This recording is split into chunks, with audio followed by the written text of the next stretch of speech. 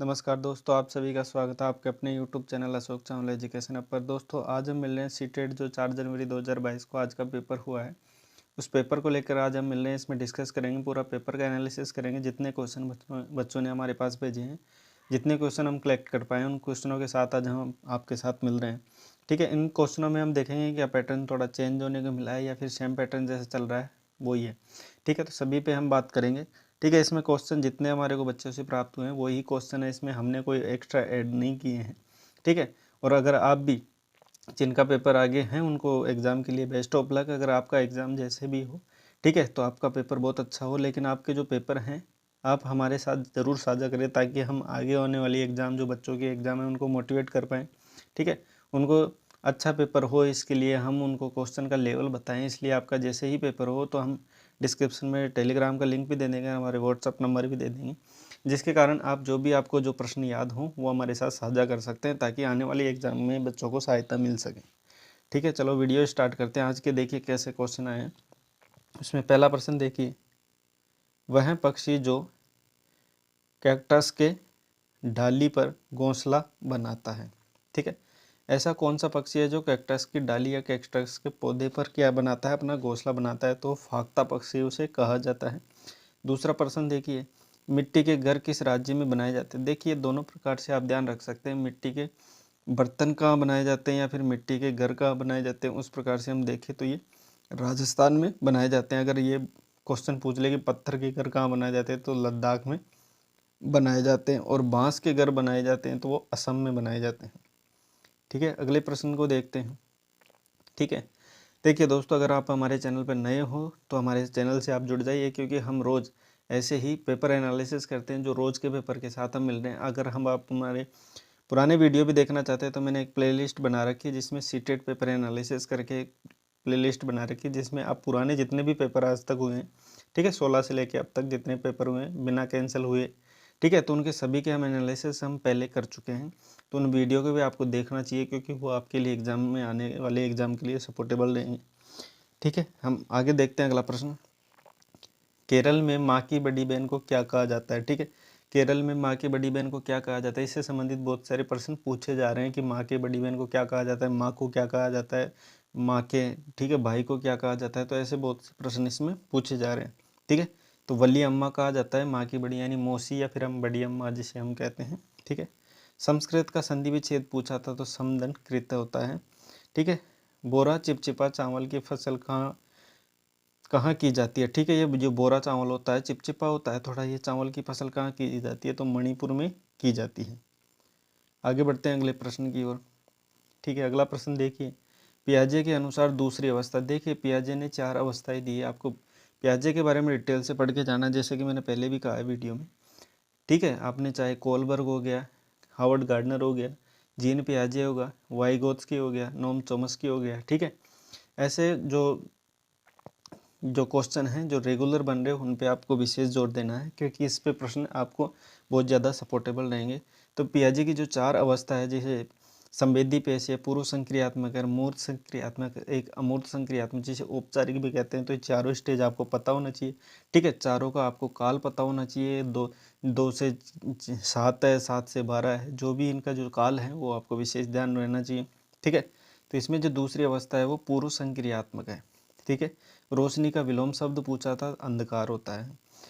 0 से 3 वर्ष की जो अवस्था होती है वो कौन सी अवस्था होती है? वो शेषो अवस्था होती है। इसे वैसे कई मनोवैज्ञानिक इसको, ठीक है, अलग अलग प्रकार से मानते हैं। कई इसको 0 से 2 भी मानते हैं, कई 0 से इसको 3 भी मानते हैं, कई 0 से 6, यानी जन्म से 6, जन्म से कह सकते हैं इसको, जन्म से 6 वर्ष को शेष अवस्था का काल अलग अलग प्रकार से माना है। ठीक है, बाकी ऑप्शन के अकॉर्डिंग आपको चलना होता है। ठीक है, कोझिकोड जो किस राज्य में है? कोझिकोड के नाम से पूछा गया था कि कोझिकोड कहाँ पर स्थित है? तो वो केरल में स्थित है। अगले प्रश्न पे आते हैं। ठीक है, अगला प्रश्न देखिए, राजस्थान की खेतड़ी किसके लिए प्रसिद्ध है? तो राजस्थान की खेतड़ी जो जिला है, ठीक है, वो किसके लिए है? तो वो तांबे के लिए प्रसिद्ध है। दांतों के दर्द में कौन सा पौधे का उपयोग किया जाता है? ठीक है, जब दांत में दर्द होता है तो कौन से पौधे का प्रयोग किया जाता है? तो उसमें ध्यान रखना, ऑप्शन में अगर आपको नीम दिखे तो आपको नीम करना है, तुलसी या फिर लौंग, इसमें से जो भी ऑप्शन में दिखे, क्योंकि तीनों तो एक साथ आपको दिखेंगे नहीं। तो तीनों में जो भी ऑप्शन आपको दिखे वो उसके आधार पर आपको करना है। ठीक है, बच्चों से डायरेक्ट ये क्वेश्चन में जो ऑप्शन है कई बार क्या पता नहीं चलते, बच्चे जितना जानते हैं उतना ही भेज देते हैं, तो उसके अनुसार ऑप्शन कई बार होता है कि हम आपको आइडिया के लिए ऑप्शन भी रखते हैं। ठीक है, आगे देखिए, NEP से रेगुलर क्वेश्चन पूछ रहा है, रिपीटेड हो रहा है, रेगुलर ये ध्यान रखें NEP से। ठीक है, जो नई शिक्षा नीति है उससे रेगुलर क्वेश्चन पूछ रहा है, आपको 1 या 2 क्वेश्चन रेगुलर देखने को मिल रहे हैं, तो इसको आप अच्छे से पढ़ के जाएं। इसमें बात कही गई है कि NEP 2020 है वो किस पर बल देती है, तो वो लर्निंग बाय डूइंग पर विशेष ध्यान देती है, कि करके सीखना, समग्र शिक्षा पर विशेष ध्यान देती है, और पाठ्यक्रम का मानकीकरण पर विशेष ध्यान देती है, पाठ्यक्रम पाठ्यचर्या पर विशेष ध्यान देता है। ठीक है, बच्चों के संज्ञानात्मक विकास में सबसे महत्वपूर्ण भूमिका किसने निभाई है, तो जीन पियाजे ने, आपको अच्छे से पता होगा। ठीक है, संज्ञानात्मक विकास सिद्धांत है वो 2-3 मनोवैज्ञानिकों ने दिया, आप मेरे को कमेंट करके बताएं कि वो मनोवैज्ञानिक कौन कौन है जिन्होंने संज्ञानात्मक विकास सिद्धांत दिया है। लेकिन जो इस मुख्य जो सिद्धांत दिया है वो जीन पियाजे ने दिया है, और जीन पियाजे ने संज्ञानात्मक विकास का संपूर्ण विस्तार या पूर्ण ज़्यादातर विस्तार किया, ज़्यादातर डिटेल्स बताइए वो जीन पियाजे ने बताई है। ठीक है, तो इसमें अब बाकी जो जिन्होंने संज्ञानात्मक विकास और मनोवैज्ञानिक कौन कौन से हैं जिन्होंने ये सिद्धांत दिया है, तो उनके बारे में भी आप बताएं। ठीक है, अगला प्रश्न देखिए, हाथियों से संबंधित रेगुलर प्रश्न पूछ रहा है, तो इस पर भी आपको ध्यान देना चाहिए। ठीक है, इसमें झुंड के बारे में पूछा है कि हाथियों के झुंड में मुखिया कौन होता है, तो वृद्ध हथिनी यानी जो सबसे एजड जो हथिनी होती है वो उस ग्रुप की लीडर होती है। ठीक है, मादा कह सकते हैं, जो मादा होती है हाथी, मादा हाथी, वो ही क्या होती है, लीडर होती है। इससे संबंधित छोटी छोटी बातें हैं जो रेगुलर आपको आगे देखने को मिल सकती हैं, वो देख सकते हैं। इसका गर्भकाल से संबंधित पूछे तो 22 माह का इसका गर्भकाल होता है।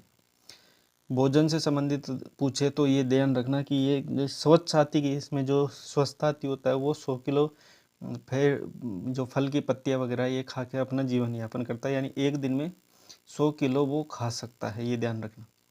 उसका सोना होता है, जो समय होता है सोने का वो 2 से 4 घंटे का होता है। वजन होता है, तो ये बच्चे की बात हो रही है, ठीक है ना, जब बच्चा होता है उसका वजन कितना होता है जन्म के समय, तो वो 1 क्विंटल। अगर आपको ये ऑप्शन में नहीं दिखे तो 90 किलो, ध्यान रखना कि 90 किलो भी आप याद रखना है। ठीक है, अगर वजन है 2 क्विंटल तो वो ध्यान रखना, अगर 3 माह के बच्चे के पूछे कि बच्चा 3 माह का हो जाता है तब उसका जो वजन कितना होता है, तो वो 2 क्विंटल यानी 200 केजी हो जाता है। आगे देखिए, इसमें झुंड में कितने हाथी होते हैं, तो 12 से 14, ये ध्यान रखें। आगे देखिए, गेहूं के आटे की चपाती बनाने का क्रम कौन सा है, तो क्रम तो आपको ऑप्शन पे देखना है कि ऑप्शन क्या है। वैसे सामान्य जो क्रम आपको अच्छे से पता होता है, पहले गेहूं होता है, फिर उसका आटा पिसवाते हैं, फिर उसको गोंदते हैं, फिर उसको ठीक है बेलते हैं, फिर उसके बाद सेकते हैं, फिर खाते हैं, ऐसा प्रोसेस है। बाकी ऑप्शन के अकॉर्डिंग आपको जो अंडरस्टैंडिंग वैसे आपको अंडरस्टैंड पे समझ जाना है कि किस प्रकार ये क्वेश्चन है। ठीक है, अगला प्रश्न देखिए, प्राथमिक स्तर में बच्चों को कौन सी भाषा में समझाना चाहिए। ठीक है, इसमें ऑप्शन पे आपको जाना है। ठीक है, वैसे मातृभाषा इसमें सबसे उपयुक्त मानी जाती है, अगर प्राथमिक स्तर की बात कर रहा है। अगर इसमें ये भी मातृभाषा अगर नहीं दी हो तो आपको सांकेतिक भाषा पर विशेष जाना है। ठीक है, जब मैंने वीडियो में पढ़ाया था तब मैंने पहले भी बताया था कि बच्चे को संकेत माध्यम से पढ़ाना ज़्यादा उचित माना जाता है। ठीक है, अगर सांकेतिक भाषा नहीं हो, मातृभाषा हो, तो मातृभाषा पे विशेष जाना है। ठीक है, कोई व्यक्ति, ठीक है मैथ का क्वेश्चन है, कोई व्यक्ति ट्रेन से 30 जून को चलता है कितने बजे, 7:20 पर चलता है सुबह के। ठीक है, वह 1 जुलाई को 9:40 सुबह के ही पहुंचता है, तो कितना उसको समय लगा है, तो इसको 26 घंटे 20 मिनट आप जोड़ के देख सकते हैं। ठीक है, आपको बस ये याद रखना है कि अगर महीना चेंज हो रहा है तो आपको ये ध्यान रखना है उस महीने का जो आखिरी डेट है वो कितनी है, ये आपको विशेष ध्यान रखना है, क्योंकि हो सकता है आपने 30 का हिसाब से जोड़ लिया और वो 31वां मंथ हो, तो वो भी ध्यान रखना है आपको। उसके अनुसार ये 26 घंटे और 20 मिनट होते हैं।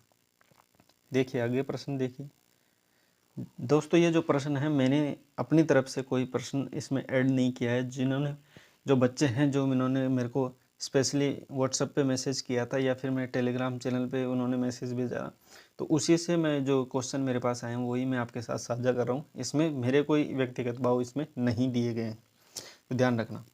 ठीक है, आगे देखिए, और आपका भी अगर एग्ज़ाम हो आगे तो आप मेरे को ज़रूर ये क्वेश्चन है आपके जो भी आपको पता हो वो क्वेश्चन मेरे को भेज सकते हैं, मैं लिंक नीचे दे दूँगा। ठीक है, वर्ग की भुजा का 2 गुना हो तो क्षेत्रफल होगा। ठीक है, एक वर्ग है, ये ध्यान रखना, एक वर्ग है, इसकी जो भुजा है उसका, ठीक है इसमें पूछा है वर्ग की भुजा 2 गुना, ठीक है। वर्ग की भुजा 2 गुना हो तो क्षेत्रफल क्या होगा, ठीक है।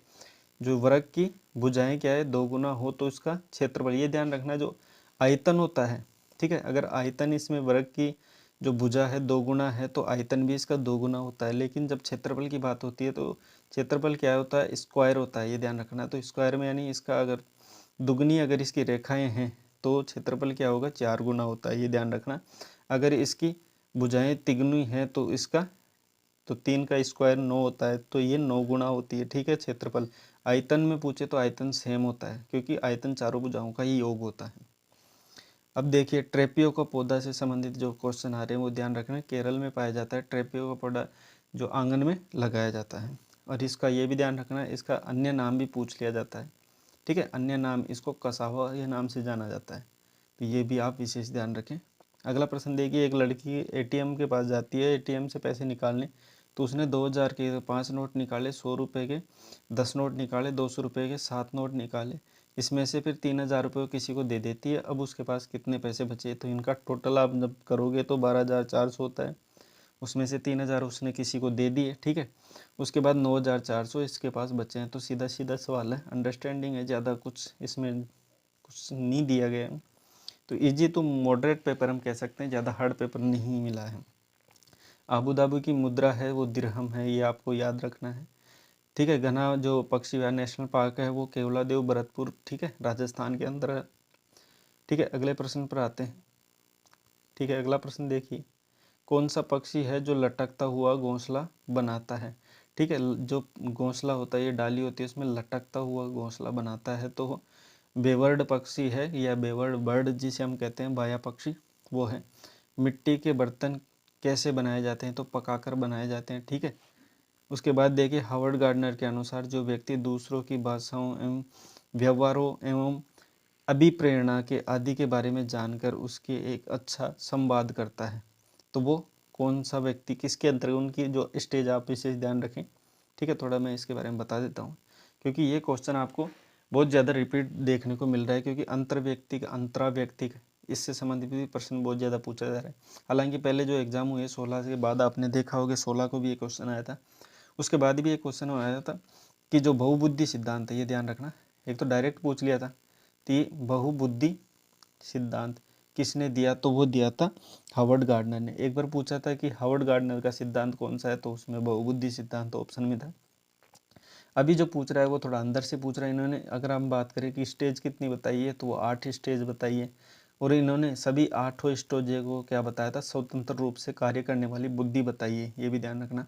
इसमें पूछा है अंतर्व्यक्तिक और अंतराव्यक्ति पे ज़्यादा क्वेश्चन बन रहे हैं, तो वो विशेष ध्यान देख के जाएँ, ठीक है। व्यक्ति एक व्यक्ति है, ठीक है, और वो अगर वो दूसरे व्यक्ति के संवादों को या विचारों को कुछ ग्रहण कर रहा है, उससे संबंधित कुछ बातें सीख के फिर कुछ कर रहा है, कुछ अभिव्यक्ति कर रहा है, तो ये ध्यान रखना है अंतर दोनों में दर्शा रहा है, ठीक है, तो अंतर व्यक्ति कहलाता है, ठीक है। एक होता है अंतरा व्यक्ति यानी अपने अंतर्मन में, यानी उसमें कुछ चीज़ें हैं वो कर रहा है, तो उसमें अगर उस चीज़ों में खुद में अगर कुछ फर्क देखने को मिलता है, खुद के गुण दोषों को जानना अंतरा व्यक्ति कहलाता है। दूसरे के गुण दोषों को जानकर उसमें कुछ चेंजेस करना वो क्या है, अंतर व्यक्ति यानी अंतर करना दूसरे में, तो ये ध्यान रखना, ठीक है। शास्त्रीय भाषा इसमें बात की गई, शास्त्रीय भाषा के बारे में कि शास्त्रीय भाषा से संबंधित जो प्रश्न है ये ध्यान रखा, एसएसटी से संबंधित प्रश्न है जो आपके सामने है।